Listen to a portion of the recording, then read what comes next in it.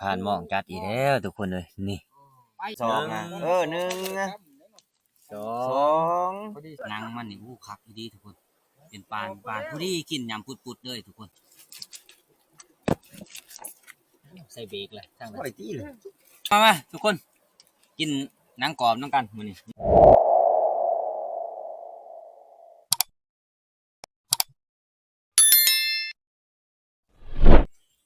กับทักทายสบายดีเบ้อทุกคนเนาะเพราะว่าแต่เป็น FC ฟังลาวและฟังไทยเนาะเอามื้อนี้เฮาก็สิเข้าป่าเข้าลงคือเก่าทุกคนเลยเนาะก็คือเฮาไปมื้อนี้จุดหมายปลายทางเฮาก็คือใต้ตาอีเห็นทุกคนเลยเนาะเฮาก็คอยย่างไปเรื่อยๆนั่นแหละเพราะว่ามื้อนี้หันฝนตกเบิดมื้อทุกคนเลยเนาะเฮาก็ได้ขึ้นตอนแรกนะมื้อนี้นี่ก็จักสิห้ำมื้อไหนอีกคนเนาะก็คือผ่านเที่ยงก็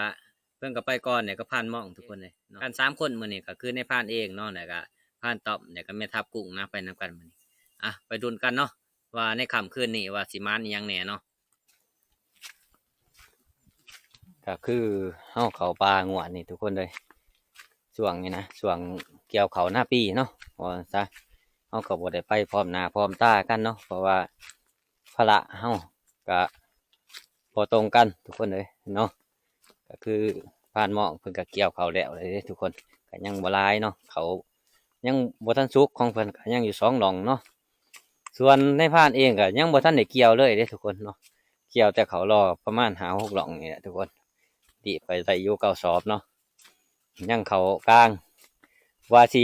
ตัดเขานี่แหละทุกคนเลยยังว่าบ่ได้เข้าป่ากับเบาเฮียงเนาะเบาเฮียงเพิ่นก็สิไปอยู่2-3คืนนี่แหละก็ส่วนในผ่านเองก็สิไปไต่ตาเดี๋ยวกลับลงมาขึ้นว่ามื้ออื่นเช้ามันแดดก็พอได้ลงตัดเขาเลยทุกคนเนาะผ่านต่อมกับผ่านกุ้งยางก่อนเนี่ยผ่านต่อมกับผ่านกุ้งเพิ่นไปหาจับกระปูเนาะมากินจากสิได้บ่ได้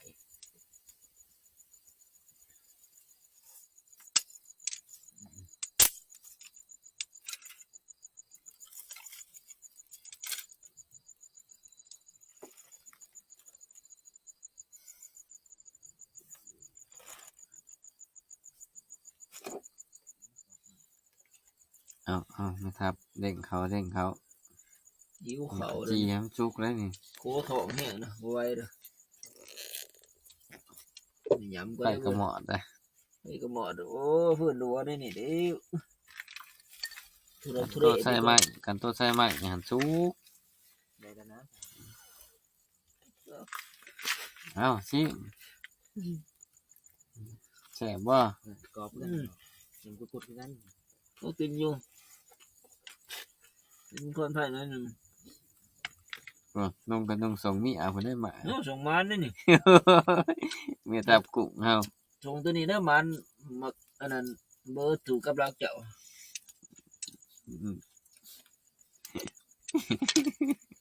น้องส่งเนี่ยเสือเนี่ยมันจังมันจีใหม่ในผ่านจีใหม่ก่อนบ่ได้เนี่ยต้องเคาะแห้งๆ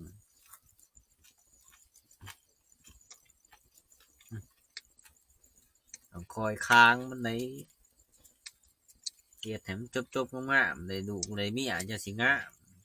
จีใหม่ทุกคนเลยบัดนี้แน่นี่มันยังซุกเขาจีนทั้งไม่น้อยฮะ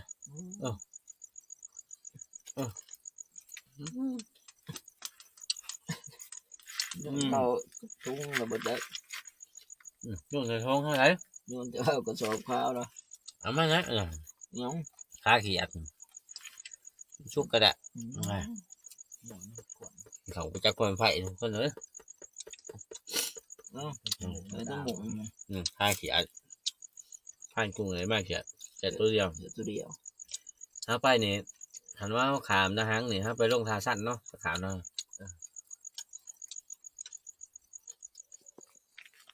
ไปบ้านนี้เดินทางต่อทุกคนบ้านนี้ตอนนี้ก็กำลังเลย8 โมงเนาะทุกคนเนาะคือว่าทีมงานเขาว่าสิไปหอดเที่ยงเลยสิไปหาพวกผ่านเที่ยงเนาะผ่านหม้องเป็นอยู่เที่ยงนะทุกคน ว่าไปดุนกันว่าสิมายังแหน่นำทางนี่เฮาก็สิคอยไต่ตามไปเรื่อยแหละทุกคนเลยเนาะหลักๆแล้วเฮาก็สิจอบพังรหัสมันกินหมากกระบกนะบางทีอาจฝนตกแนวนี่บางทีมันก็บ่ออกได้ทุกคนเนาะมันบ่แดดว่าซั่นซะถ้ามันแดดนี่มันจะออกครบบกแคมทางทุกคนเลยเนาะ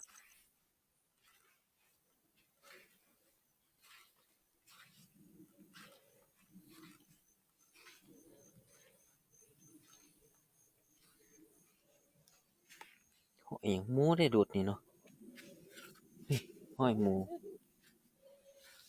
ห้อยหมูดูดซีเมนต์คืนนี่ทุกคนเลย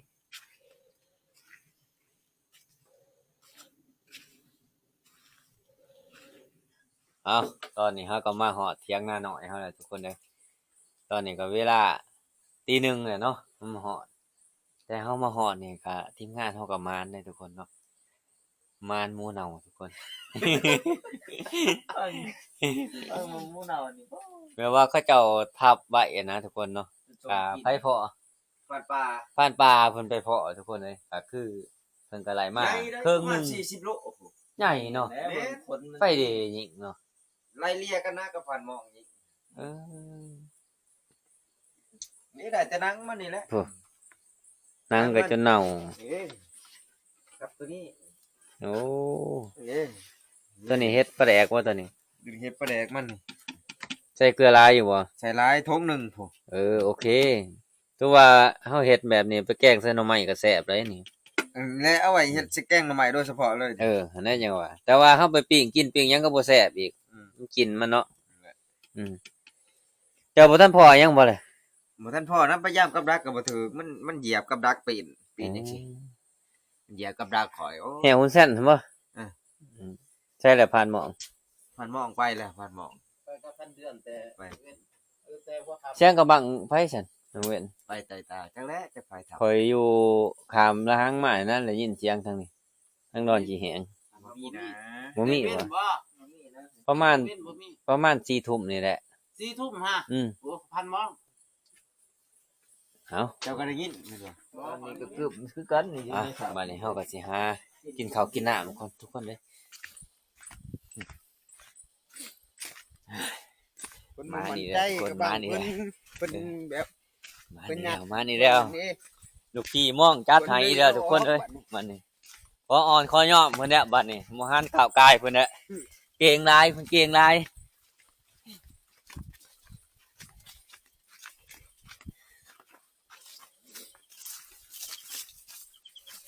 โอ้ใกล้เติบเลยทุกคนเนาะ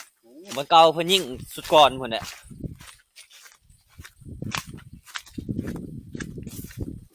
ไสจังไรล่ะ แบบว่านอนเฮือน ครับอยู่ไส ครับอยู่พูนทางอี ทั้งอีนพุ่นโอ้ วันเก่าวันเดิม เจ้าคักเนาะเจ้าเนาะเฮ็ดแนวไรนี่นี่ โอ้ยครับไปคือไปหั่นแหละหัน โอ้ มันพอ ขอสิหาจับมือจะอยู่บ่ขอจับมันเด้อเสร็จก่อน เจ้าก็มาเนาะ มาแน่ ว่าไต่ตา แหะไต่ตามายังว่ามาข่อยพ่อน้ำทางขอเขาบ่ได้ทับเขาก็ผ่านตอบ เขาทางหัวลบ บ่ขอไปรัดให้ผ่านตอมเขาโอ้เจ้าก็แจ้งเกิดผู้เจ้าเนาะ มาคืนนี่คือเว้าพกเทื่อพอ โอ้ข่อยอยากหอมแก้มเจ้าได้จักหวานมาหอมเลยนะ พกเทื่อพอหันข่อยจอบในบอนข่อยพก เออ ข่อยเข้าพิษทะ เออ กือ อืม จักเบยค้างจักหมักทออนาย โอ้ข่อยอยากจับไปอีกทีหนึงมาจับเนี่ยจับอีกทีหนึงโอ้โอ้ กินหมักกระบก ผ่านหมองจัดอีกแล้วทุกคนเลยนี่ ไปอีก อ๋อ นั่ง ประมาณ80 โลทุกคนเลยเนาะใหญ่อีดีหมูตัวนี้ คอยกระไต่ไฟเขาย่างเขารวยเห็นข้าวจุกคุก จนขาวทุกคนเลยนี่ ไปเบียดในหันอีกไปใส่บ่หูเลยว่าเห็นหยังใช่เลยตั้มนี่ตัวนี้ นำไปก่อน น้ำ ทุกคนเลยบาด พั นี้ นมองทับได้ ตัวใหญ่อีดีทุกคนเนาะผ่านหมองทับไหลนี่ประมาณ80 โลพุ่นน่ะทุกคนคือว่าคนเฮา8 คนนี่ก็เอากลับมื้อนี้ก็ถือว่าค คนละ10 โลนะทุกคนนะเนาะ ท่านได้เนาะพอดี โอ้ยถามผ่านเดือนน่ะคอยสิได้เนาะ ให ไม่ ญ่ ใช่ ดีเนาะ จะได้บ่อยก็ลังสินะอีบ่ว่าพอดีอันนั้นไปพอดี 3 ศอกป้ายว่าจะแทกเบิ่ง 3 กับคืบหนึ่ง สอบคนนี้มันสิได้จักสอบ 3 ศอกพอดี สอบเบิ่งเฮ็ดจังได๋ 2 กำกับปั้นตีเนี่ยพะ เพิ่นบ่ แม่นเขากำกับปั้นสองอ่ะ1 2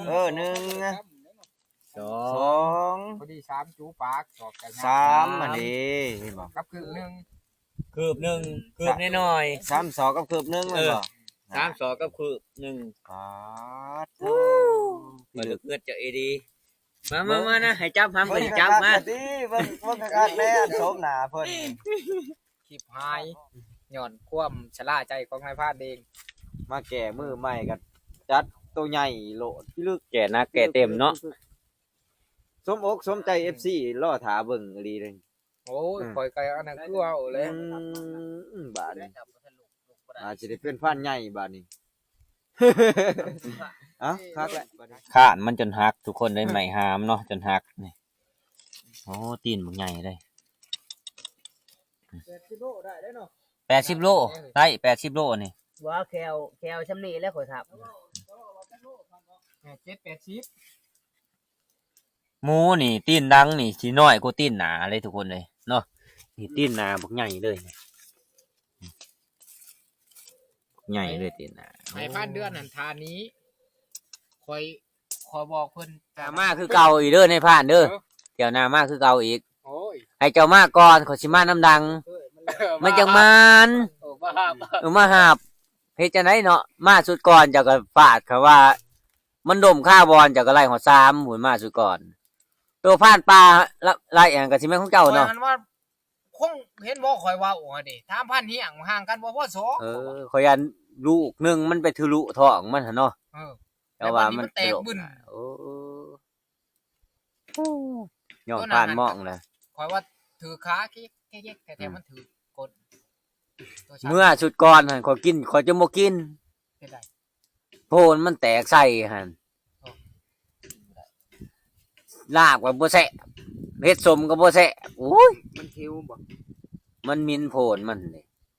บัดนี้เฮาเอาไปป่นกันบัดนี้ บัดนี้ข่อยก็ใช้สิยังอันน่ะยังสั้นหนึงกับหัวหนึง เจ้าหั่นบ่ แล้วก็บัดนี้พักให้แม่กันก็ชั้นหนึงแล้วก็เอาลงวัดแน่ โอ้ แล้วก็ยายเงินไก่ โอ้ บ่ได้อันน่ะพอดีได้ ขอคือกันขอยจนบ่ครบ แม่น ว่าสิไปทั้งมาน้อย มัน บ่มาน้อย ไปลืมแม่เฒ่าพอดีแม่แบ่งให้ เออ แม่ตั้งสี เออ ปกติก็น่ะไปแว่จัง แม่นหั่นแหละเอ้า เต็มช่องนิ้วบ่โทร โอ้บ่คืนได้นี่ เอาใส่ ย่อใส่โอ้โอ้ บาดนี้ จนได้ย่อใส่ทุกคนเอ้ยโอ้ จะมันนักแท้ท้องแล้วมาท้องแล้วสิ มันหนักเว้ย มันสิไปฮอดบ่ให้ผ่านนี่โอ้ผ่านต้อมจนเสสัดเสสวน เอากล่อง ตาย กระบังฟันบ่เอาละบ่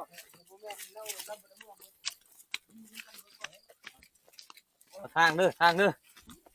โอ้ผ่านหมองเฮ็ดหนักอีดิ นี่ลูกเอาเลยถ้าเถอะอย่างนี้ติอย่างมันโอนอย่างมันโอน ตกใจอย่างมากไอ้น้องบ้านเดือนพี่น้องหวานตัวใหญ่ไอ้ป้องขนาดละป้องโอ้โหน้ำมันพอ โอ้ยเฮ็ดคือบ่ว่าก็ย้อนบ่ข่อยยังกันน่ะ โอ้ เนาะ นักแห้งอีดิ ปล่อยเด้อให้บุคคลเอาขามน้ำให้มองเก้าเลยได้นี่มองขามมองเก้าเลยได้นี่มองหาหมู2 โตได้นี่ไป เอาโคตรแล่นเอาโลด โอ้ข้านจนเอ็นลงเนาะข้านเนาะได้แล้วมั้งตั้งหลังไป โอ้ยเจ้าก็ยับออกติผ่านแป้วนักเลยเอาไก่ลาย ไปทางผิดเนาะ ไปทางผิดเอ้าใครอยู่หรอกมีแต่ผู้สูงๆคือกันกบง่ายโอ้ยบ่แปลสิลมในทั้งหลังหั่น ทางดีๆทางเที่ยวกูมือก็ช่ำคอยลงปลาขี่ตัวเองอีกแล้วบัดนี้ เอ้าโอ้ผ่านแป้วกาบมังใหญ่เสซะเสสวน มันแบบที่ถ่ายเองเลยนะ ขย้อนในผ่านผู้ใจจ้อยย่องๆโอ้ยบ่ซ้ำฮอนน้ำหนักหมูซ้ำทุกคนเอ้ยในผ่านนี่ แน่นแหละ เห็นในผ่านเพิ่นเฮ็ดเองบัดนี้ผ่านหม้องครับเมาเลือดเนาะ เบิ่งเจ้าของคนเองได้สบายนี่ กะ คือคนขี่บ่ออกเนาะ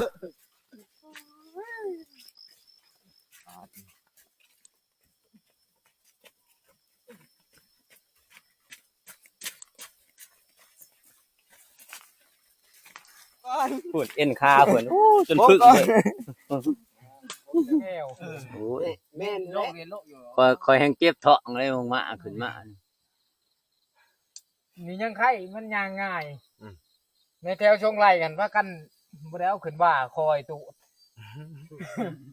เห็นหมูเห็นกองสิแบกผู้เดียวหรอกสั่นแล้วเปล่า ตาย ลูกกระแช่เอามาไข่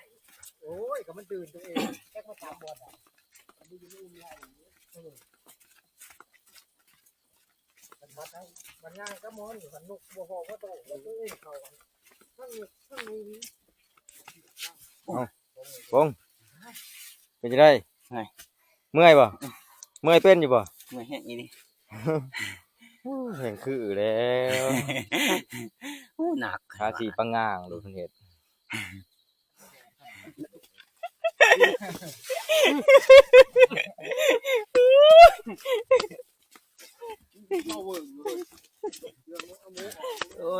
วันนี้เราปลูกตั้งนานอีกได้เนาะมันปลูกแก้วมันเลยนะว่ามันบอกให้นะ โอ้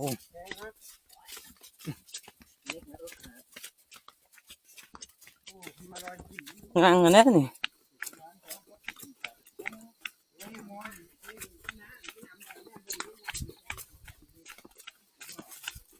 หาหมู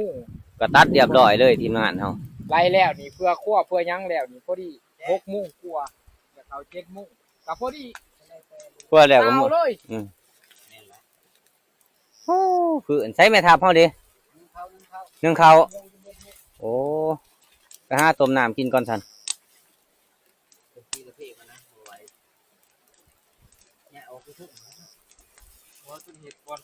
กับผู้ที่ได้ผ่านนางนี่กับผู้ที่เกียงแอวในผ่านเลยนี่โอ้ยทุกคนเลยผ่านมองจัดหนักจัดเต็มอีดีจนขาวโตมันทุกคนเนาะ เขาขออีก เอา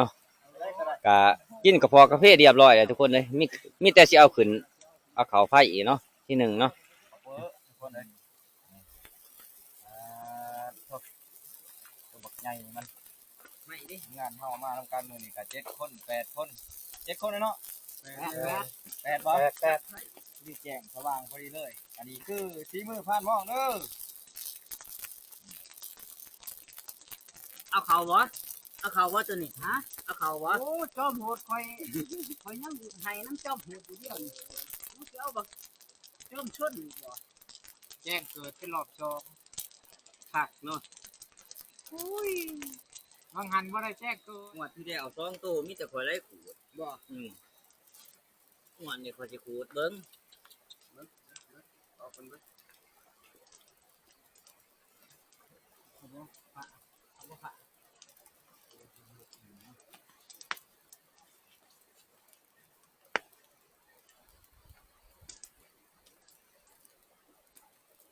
มาเบิ่งนี่เอาบ่เอาผ่านตะเลียนเบิ่งเล่นเสียเนี่ยพูดเบิ่งจับพูดเบิ่ง เฮ้ย เขาก็ช้องบ่เอ้ย ใส่ไฟจังสิง่ายเนาะ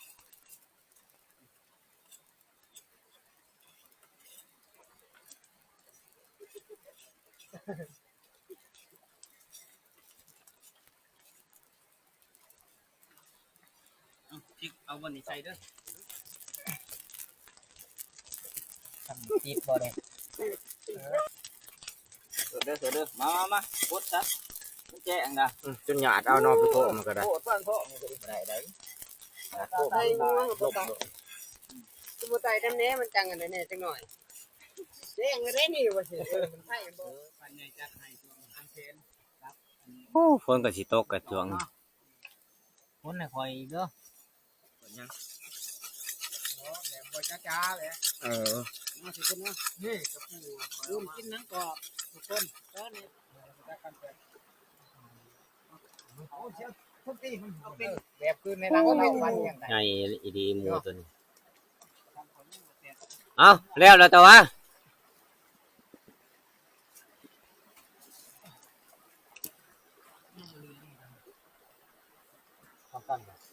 อ่ะ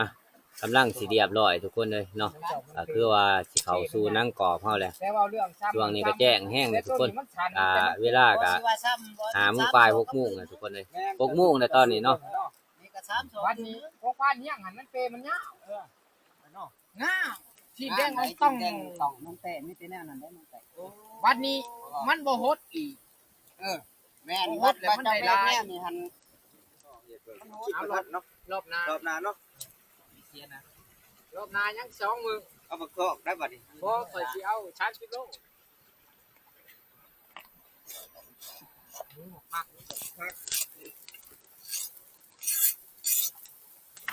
เนี่ยแตกเลยทางนี่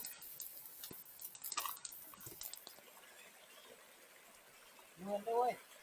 เพราะว่ามันหิมะลงเมื่อวานเนาะหิมเลยเป็นไข้เด้เพราะว่าพายุเขาเอาหิมะเด้ดูไว้เพิ่งลง ก็คือห้องตัวนี้ก็ห้องตัวเก่านะที่ในผ่านมองเพิ่นได้ช่องโตมาว่าก็เฮ็ดอยู่นี่เนาะก็จุ่มน้ำตัวเดียวนี่แหละทุกคนเลยเนาะแต่น้ำชุดก่อนมันก็ยังหลายกว่านี้ทุกคนเลย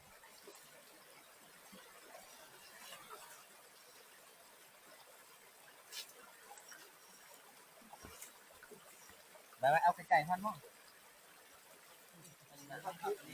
เพิ่นขนาดเพิ่นสู้เนาะ ผ่านมาได้เดี๋ยวได้นี่ บ่รู้ว่ามัน เขาหนักขนาดเนาะ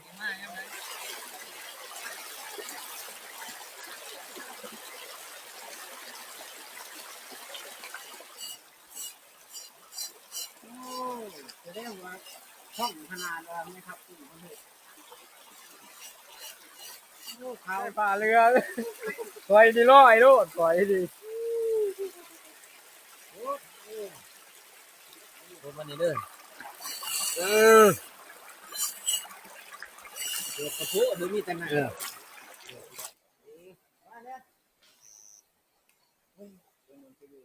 สีโตมาบ่มา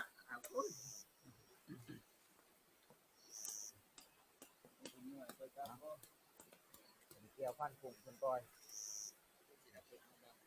ก้อยใส่เพิ่นขนาดได้เพิ่น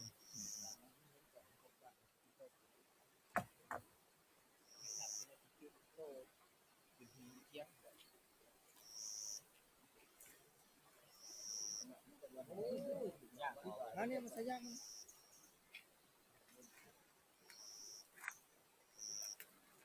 ก็กระจอกเอา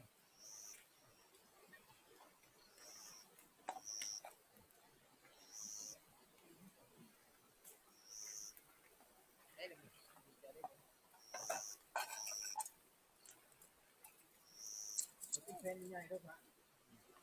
เป็นประมาณ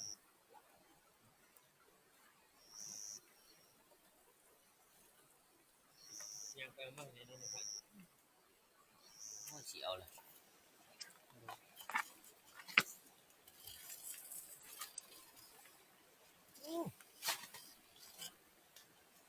เอา โอ้ต้องกินยันสิออก เอาได้แล้วทำหนักก็พันเท่า จะลืมเอาน้ำมันมาฮะดึงเอาโลดนาง มันบริออกได้เด้อทำหนักเอาทำ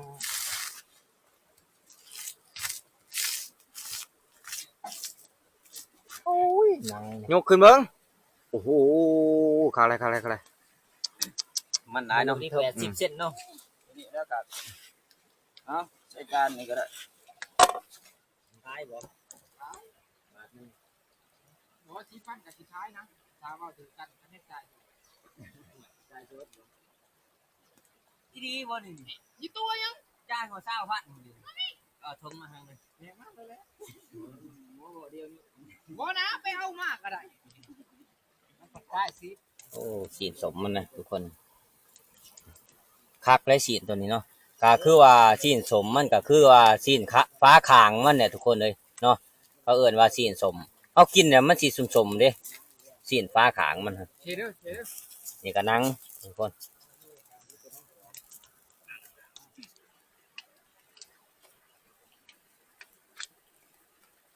เซ่ก็ นี่ก็คือนังมันทุกคนเลยนังมันนี่อู้คักดีทุกคน เป็นปานผู้ที่กินยำปุดๆเลยทุกคนเห็นเนาะน้าเติบนังมันมีแต่บอกใหญ่ๆเลยนี่ตัวนี้ก็คือสีนสมมันนะสีนติดนังไว้ซะนี่แหละสีนสมมันทุกคนเลย เพื่อนั่น ออกบ่พุ่งมันออกบ่หล่นเอาข้างในออกเอาข้างนอกออก เอาอันนั้น รัด มา นี่ก่อนเนาะ นั่นลูก ดึงลูกผีมันขึ้นมาก่อนรัดพ่วงมัน ทานก็ได้มาดีเนาะ เริ่มทยอยมาเลยทุกคนเลยบ้านนี้นั่งกรอบแล้วก็สีนสมมันนอนนี่เนาะเมียทับกุ้งเพิ่นเอามาให้เลยมา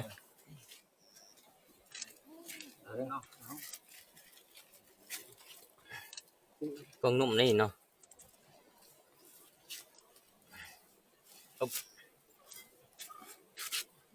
เอานี่เด้อ มี ปิ้งพว โอ้ ก มีแต่อันนี้เอาไหมได้พะ ล่างบ่ เอามีดตัวนั้นมาก่อนก็ไหล มีตัวใด มีดมาเพียง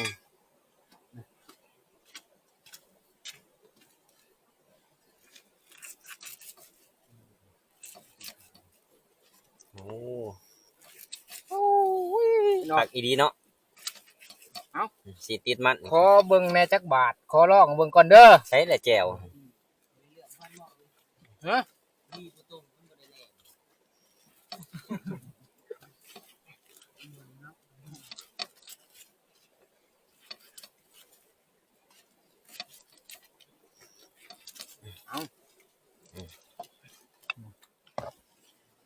โอ้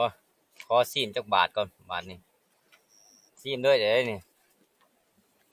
โอ้แจวเป็นทับกุ้งเฮ็ดกับผู้ที่เต็มถ้วยเลย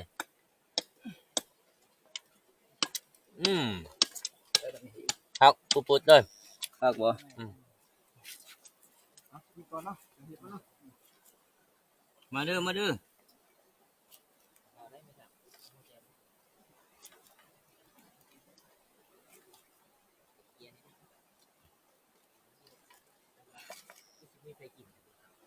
ตับมันบ่งาม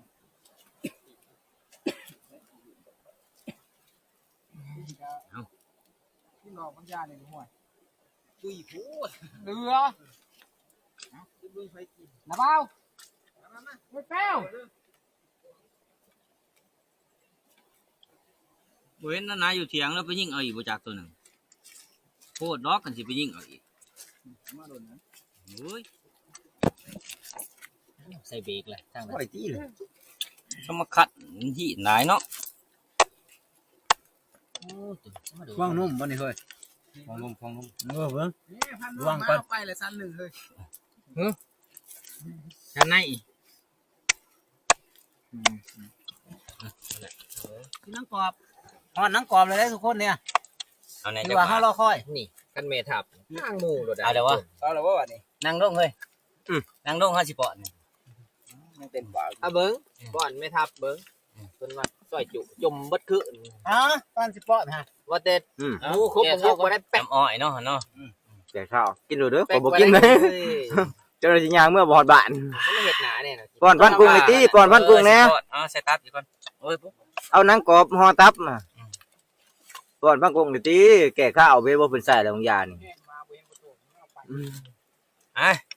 ป้อน เอาหักตัวไรนี่ มันได้ยังไป จะมากลืนน้ำลายเกลือกทีหลัง สามอย่างเลยนี่เครื่องนั่งกรอบแล้วก็สี สิไว้บ่ สี น่ะ ส้มแล้วก็ สิไว้บ่น่ะถามมาก่อนนะ เอ้า โอ้โคบมือเขาอีกอยากได้น้องเนาะ ขากบ่ จะน้ำตาออกตีน่ะน้องเหนียวเว้ย ทั้งแอว ไอ้เซ้งหั่นแหละ ถ้าน้องเจ๊กระสอบปุ๊บอบอึ้งก็โอดอยู่ ได้ยิ่งสวย เบิ่งน่ะสิช่อยบัดต้อง นี่เด้อของ รักษาเรื่องหน่อยเนี่ยเด้อ โอ้อันนี้อยู่บ่ อันนี้นี่ตัว แม่ทับเฮาจุเออ เฮ้ยแล้วหมอแป๋วเอ้ย มาทุกคนกินหนังกรอบน้ำกันมื้อนี้เนาะมีทั้งหนังกรอบแล้วก็มีทั้งสีนสมนะทุกคนเนาะแล้วก็ เนื้อสด อันน่ะแม่ทับเพิ่นก็ซอยจุอะไร แม่บ่ ขาดบ่ได้ก็คือซอยจุเนาะของแม่ทับเนาะส่วนในผ่านเองก็กินบ่ได้น้ำเขากินนี่แหละ เดี๋ยวนะ กินหนังฮอซีนี่แหละทุกคนเลย ว่าตุ้งเตียนไปใส่บ่ ใส่แล้วข้าวเฮาหั่น ก็ไอ้หุ่นนี่ ถ้าเออ ได้อยู่ว่าตัวนี้ก็กินแกนนะ คนเขียน นี่ เนาะ จะได้อยู่ ข้าวมันยังบ่ต้อง กินขาลัง นายผ่านท้อง ในบอลขาสะโพกมัน 4คูณหาเลยทุกคน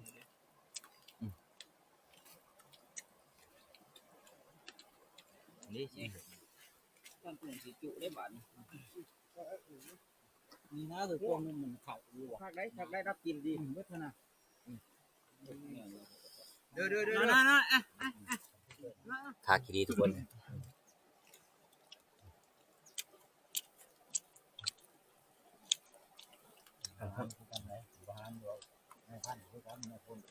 นางมัน กินทอดพันใหญ่เนาะกินก็บ่ได้ เอาแล้วว่ากินบ่ได้ อ่ะ EP 1เฮาสิปิดไว้ซั่นเนาะทุกคนเนาะรอติดตาม EP 2นะทุกคนเนาะเอาก่อนอื่นก็ขอขอบคุณขอบใจทุกคน ที่เขามาติดตามและรับชมในผ่านตั้งแต่ต้นจนจบเนาะเอาขอบใจหลายๆทุกคน